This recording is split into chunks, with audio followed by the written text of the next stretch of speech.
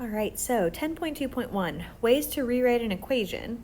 You can see from this list here, these 6 different ways that we can rewrite an equation in order to make it easier or more reasonable to work with and to deal with and to solve. The first way that we can do this is by multiplying by a common term to get rid of decimals. We would do that for a problem that we're given that has decimals in it. The second way would be to factor out a negative. If we have values that are all negative, well, we practice with that with our special cases for the quadratics as well. We can also factor out a common term to make big numbers smaller, or if we notice that they have a common variable within the values. We rewrite the equation by using addition, subtraction, or inverse operations, depending on what's needed for the problem to allow us to solve. Remembering that we sometimes need to get x by itself, and other times we need to get all the x's onto one side if it has a power of 2. We can also bust our fractions if we're given a problem that has a bunch of fractions by multiplying by a common denominator. And lastly, we rewrite exponents so that they have the same base. Because once exponents have the same base and they're on opposite sides of the equal sign, we can then set them equal to each other and set their powers equal to each other, more importantly. So here we go. We're going to work through a couple practice problems together. Do make sure that you have this list copied down. So pause the video and copy down this list if you don't already have it copied down.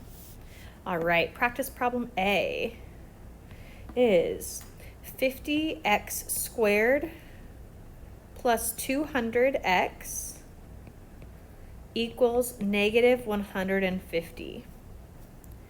So I noticed a couple things about this problem when I'm first looking at it. The first thing that I notice is that I have an x squared in the problem.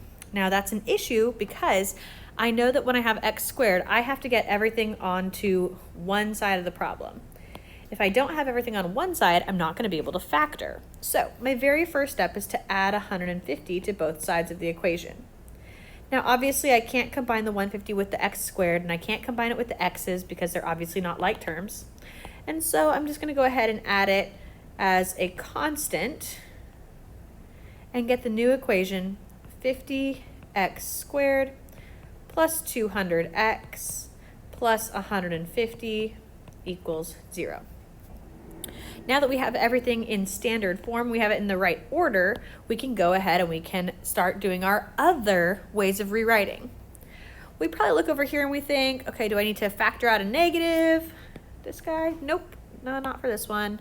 Multiply by a common term to get rid of decimals? Well, there aren't any decimals, so no. Rewrite the equation, we just did that step. We just added 150 to both sides. Oh, wait a second. What about factor out a common term to make big numbers smaller? Because we look at this like 50 and we're like, maybe we shouldn't be dealing with that.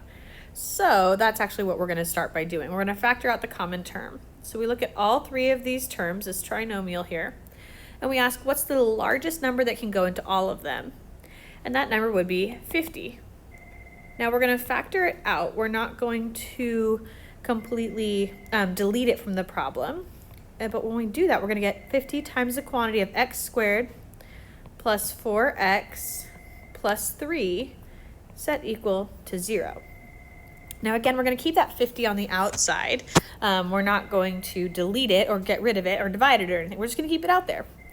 We're then going to go ahead and we're going to use this new trinomial, which looks a whole lot nicer to solve for.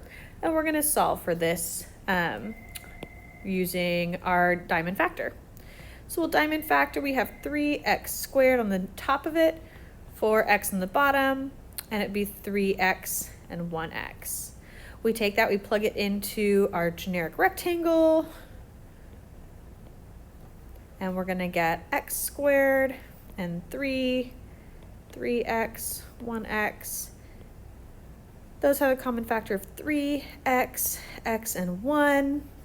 Which is so great, but we're going to go ahead and plug that back in up here, keeping that 50 on the outside, x plus 1 times x plus 3, all set equal to 0. And then we can solve for our actual x values. And it is a little bit tricky because sometimes the problem is just going to ask us to factor, and rewrite, and other times it's going to actually ask us to solve.